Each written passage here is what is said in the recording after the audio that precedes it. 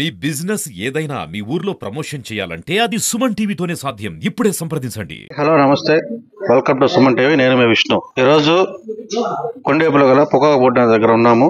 పొగాకు బ్యారనీలకు సంబంధించినటువంటి వాటి యొక్క ఎలా ఉపయోగించుకోవాలి, వాటిని ఎలా పాడవకుండా చూసుకోవాలి, బ్యారనీలు కాలకుండా లేదంటే ఏం ప్రమాదాలు జరగకుండా ఉండటానికి తగు సూచనలు సలహాలు వాటి తెలుసుకోవటానికి ఏఎస్ గారి దగ్గర ఉన్నాము. ఏఎస్ గారి నుండి తెలుసుకుందాం. నా పేరు సునీల్ కుమార్. నేను పొగాకు బోర్డు కొండేపిలో ఆక్షన్ సూపరింటెండెంట్గా వర్క్ చేస్తూ ఉన్నాను. ఈ సందర్భంగా ప్రస్తుతం పొగాకు రైతాంగం ఎదుర్కొంటున్న 1-2 సమస్యల్ని నేను దానికి అందరి దృష్టికి తీసుకురావాలి అని చెప్పేసి భావిస్తున్నాను. మొట్టమొదటిగా దాదాపు పొగాకు పండించే అన్ని ప్రాంతాల్లో పొగాకు క్యూరింగ్ దశకు వచ్చేసింది. రైతులందరూ క్యూరింగ్లో బాగా బిజీగా ఉన్నారు. 4-5 క్యూరింగ్ స్టేజ్ కూడా చాలా ప్రాంతాల్లో రావడం మనం గమనిస్తున్నాం. చాలా మంది రైతులు ఈ సంవత్సరం కొత్తగా ఈ కొట్టు కూలీ కాన్సెప్ట్తో బ్యారన్ క్యూరింగ్ చేస్తున్నారు.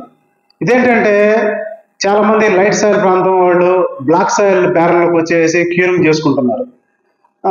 వాళ్ళ దగ్గర ఉన్న పరిస్థితుల ప్రభావం వల్ల, బ్యారన్ అందుబాటులో లేకపోవడం వల్ల, లేదంటే పొగాకు తోట అంతా ఒక్కసారిగా క్యూరింగ్ రావడం వల్ల, అలాంటి పరిస్థితులప్పుడు బ్యారన్ లేని వారు వేరే ప్రాంతానికి, దూర ప్రాంతాలకి, పర్టికులర్గా ఈ బ్లాక్ సాయిల్ ప్రాంతాలకు వెళ్ళి వాళ్ళు క్యూరింగ్ చేసుకోవడం జరుగుతుంది.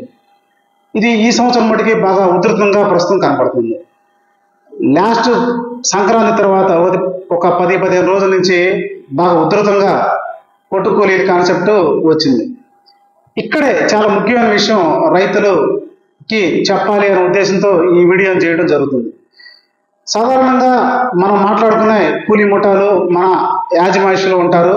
ఆ క్యూరింగ్ మొత్తం కాన్సెప్ట్ అయ్యేదాకా మన ఆధీనంలో ఉంటారు. కాబట్టి ఆ రైతు కూలీలు మనం చెప్పింది తింటారు. ఇక్కడ ఏంటంటే మన ఊర్లో కాకుండా సుదూర ప్రాంతాలకు వెళ్ళి క్యూరింగ్ చేస్తున్నారు. కాబట్టి అక్కడ టోకరు, అక్కడ జరిగే బ్యారన్ వ్యవహారాలు వీళ్ళ అజమాయిషీలో ఉండవు. కాబట్టి చాలా చోట్ల మాకు ఈ బ్యారన్ ఫైర్ యాక్సిడెంట్లు కానీ, కొన్ని చోట్ల బ్యారన్లో వచ్చే సమస్యలు, బ్యారన్ రాట్, క్యారమలైజ్డ్ లీఫ్, ఇలా కొన్ని సమస్యలు వస్తున్నాయని చెప్పి మా దృష్టికి రావడం జరిగింది. వీటికి సంబంధించి రైతులకి కొన్ని సూచనలు చేయాలని చెప్పేసి అనుకుంటున్నాం. ముఖ్యంగా ఈ బ్యారన్ ఫైర్ యాక్సిడెంట్ జరిగినప్పుడు రైతులకి అపార నష్టం జరుగుతుంది. ఫిజికల్గా ఆ స్ట్రక్చర్ మొత్తం డ్యామేజ్ అవుతుంది. దాంట్లో పెట్టిన లీఫ్ అంతా మొత్తం ఫైర్ యాక్సిడెంట్లో డ్యామేజ్ జరుగుతుంది. గతంలో కంటే ఇప్పుడు కాస్ట్ ఆఫ్ కల్టివేషన్ పెరిగిపోయింది కాబట్టి లక్షల్లో లాస్ రావటం మనం అందరం గమనిస్తూ ఉన్నాం. దీనికి ఏంటంటే 1-2 చిన్న చిట్కాలతోటి ఈ బ్యారన్ ఫైర్ తగ్గించుకునే అవకాశం మన చేతుల్లోనే ఉంది. ఎలా అంటే ఆ బ్యారన్ టోకరుతో మంచి అజమాయిషీ కలిగి ఉండాలి మనం. అతను ఎప్పుడెప్పుడు మనకి టెంపరేచరు ఏ దశల్లో ఎంత టెంపరేచర్ పెంచాలో మనకి కానీ వాళ్ళకి కానీ ఎన్నో సంవత్సరాలు చేస్తున్నాం కాబట్టి మంచి అవగాహన ఉంది. కాకపోతే వాళ్ళని అప్పుడప్పుడు మనం అబ్జర్వ్ చేస్తూ ఉండాలి. మనం అనుకున్న టెంపరేచర్ పెంచుతున్నాడా లేదా, అంతకన్నా ఎక్కువ పెంచుతున్నాడా లేదా, ఇలాంటి కొన్ని జాగ్రత్తలు మనం రెగ్యులర్గా అబ్జర్వ్ చేస్తూ ఉండాలి. చాలా మంది రైతులు ఎర్లీ మార్నింగ్ హార్వెస్ట్ చేసుకున్న ఆ పచ్చాకుని అలాగే తీసుకొచ్చి బ్యారన్లో ఎక్కించడం మా దృష్టికి వచ్చింది. ఎప్పుడైనా సరే ఎర్లీ మార్నింగ్ పరిస్థితి ఏంటంటే బాగా మంచు పడుతుంది. ఈ మంచు పడే దశలో ఆకుని హార్వెస్ట్ చేసుకుని అలాగే ఎక్కించినట్టయితే బ్యారన్లో పెట్టిన ఆకంతా తడితడిగా ఉండేసి ఈ బ్యారన్ రాట్ ఒకటి మనకి బ్యారన్ కుళ్ళు అంటారు. ఈ సమస్య కూడా మనకి చాలా ప్రాంతాల్లో మన దగ్గర రైతుల నుంచి ఫోన్లు వస్తున్నాయి. వీళ్ళు అడిగినప్పుడు అదే చెప్తున్నారు, రైతులు మన మాట వినట్లేదండి, తీసుకొచ్చిన ఆకులు తడి అట్లానే ఉంటుంది, అలాగే ఎక్కిస్తున్నారంట. దీనికి టెక్నిక్ ఏంటంటే ఆ తడి పూర్తిగా ఆరిపోయేదాకా టార్పాలిన్ పట్ట మీద కొద్దిసేపు ఉంచినట్టయితే బ్యారన్ ఎక్కించడానికి ముందు ఆకులో ఉన్న తడి అంతా కొంత పోయే అవకాశం ఉంటుంది. లేదా అట్లీస్ట్ ఆకు అల్లిన తర్వాత ఆ కర్రలోనే సరే ఆ ర్యాక్లో పెట్టినట్టయితే కొంత గాలి ప్రసరణ జరిగేసి దాంట్లో ఉన్న తేమ అంతా పోయి ఫ్రెష్గా ఉంటుంది. ఆ తర్వాతనే బ్యారన్లోకి ఎక్కిస్తే ఈ బ్యారన్ కుళ్ళు అనే సమస్య నుంచి గట్టెక్కవచ్చు. తర్వాత చాలామంది కింద జాలీలు ఏర్పాటు చేయటం లేదు. మొద్దుగొట్టం పైన ఆ జాలి ఏర్పాటు చేయకపోవడం వల్ల ఈ ఫైర్ యాక్సిడెంట్ జరిగే అవకాశాలు ఎక్కువ కనబడుతున్నాయి.